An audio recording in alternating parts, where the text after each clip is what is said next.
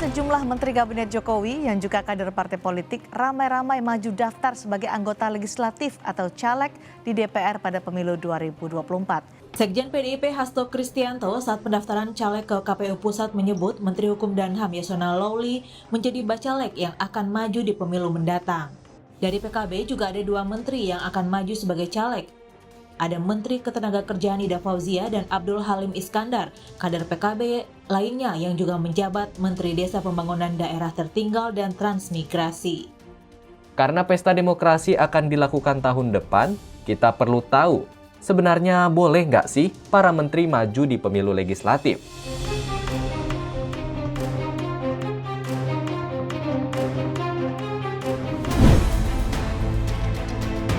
Pesta demokrasi segera dimulai. Selain menentukan presiden dan wakil presiden, kita sebagai warga negara Indonesia yang punya hak pilih juga harus memilih wakil rakyat yang duduk di parlemen calon legislatif. Sejauh ini, negara memperbolehkan siapa saja untuk mencalonkan diri asal memenuhi syarat. Tak terkecuali para pembantu presiden seperti menteri dan wakil menteri. Lantas, memangnya boleh ya seorang yang masih menduduki jabatan menteri nyalek di pemilu 2024? Dan juga siapa saja nama-nama menteri yang nyalek? Langsung saja kita simak Begitu Kompas.com, edisi Ramai-Ramai Menteri Kabinet Jokowi ikut pemilu legislatif 2024.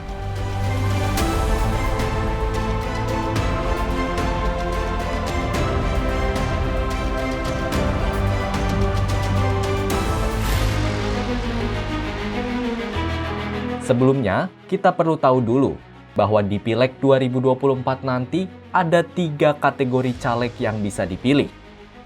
Mereka adalah DPR, DPRD, dan DPD. Bedanya, kalau DPR itu di tingkat nasional, DPRD itu di tingkat yang lebih kecil seperti provinsi dan kabupaten atau kota. Sedangkan DPD, utusan daerah yang dikirim ke Jakarta. DPD inilah yang mewakili kepentingan daerahnya di tingkat nasional. Nah, yang kita bahas ini yakni para menteri yang maju caleg untuk pemilihan anggota DPR ya guys. Komisi Pemilihan Umum atau KPU sendiri telah membuka pendaftaran caleg mulai tanggal 1 hingga 14 Mei 2023. Menurut data KPU, setidaknya ada 8 nama menteri dan wakil menteri yang ikut meramaikan bursa caleg DPR pada pemilu 2024. Dari PDI Perjuangan, total hanya ada 1 menteri yang maju sebagai bacalek 2024. Ia adalah Menteri Hukum dan HAM Yasona Lawli. Selanjutnya dari PKB, ada 2 menteri yang turut ikut serta. Mereka adalah Menteri Tenaga Kerja Ida Fauzia dan Menteri Desa, Pembangunan Daerah Tertinggal dan Transmigrasi Indonesia Abdul Halim Iskandar. Tak ketinggalan, Menteri Komunikasi dan Informatika Johnny G. Plate dan Menteri Pertanian Syahrul Yassin Limpo dari Partai Nasdem juga turut meramaikan bursa caleg 2024. Kemudian 3 bacalek lainnya ada Wakil Menteri Pariwisata dan Ekonomi Kreatif Angela Tanusudibjo dari Partai Perindo, Wakil Menteri Agama Zainud Tauhid dari Partai Persatuan Pembangunan, dan Wakil Menteri Tenaga Kerja Afriansyah Nur dari Partai Bulan Bintang. Karena pesta demokrasi akan dilakukan tahun depan, kita perlu tahu, sebenarnya boleh nggak sih para menteri maju di pemilu legislatif? Jadi sejauh ini, tak ada aturan yang melarang menteri jadi caleg atau mengharuskan mundur jika menjadi caleg.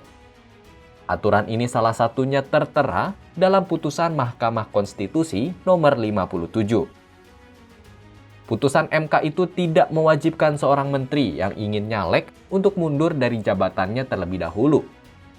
Menurut MK, pada intinya, jabatan menteri adalah jabatan politik yang eksistensinya sangat bergantung pada presiden. Sepanjang presiden masih memerlukan menteri, menteri yang bersangkutan dapat dipertahankan.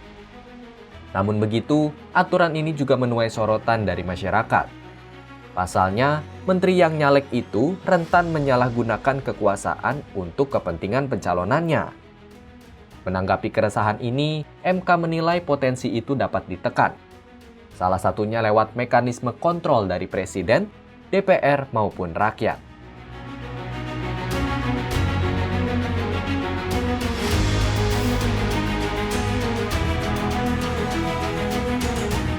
Nah, jadi jelas ya, kalau secara aturan, menteri itu boleh maju menjadi caleg asal seizin presiden. Lalu, apa kata Presiden Jokowi? Jadi guys, sejak 2019, Jokowi sudah memberikan lampu hijau bagi para menterinya yang ingin maju di Pileg. Namun, ia menggarisbawahi agar para menterinya itu mengambil cuti terlebih dahulu. Ini dilakukan supaya kinerja pemerintahan tidak terganggu lantaran tugas menteri tersebut bisa digantikan menteri lain.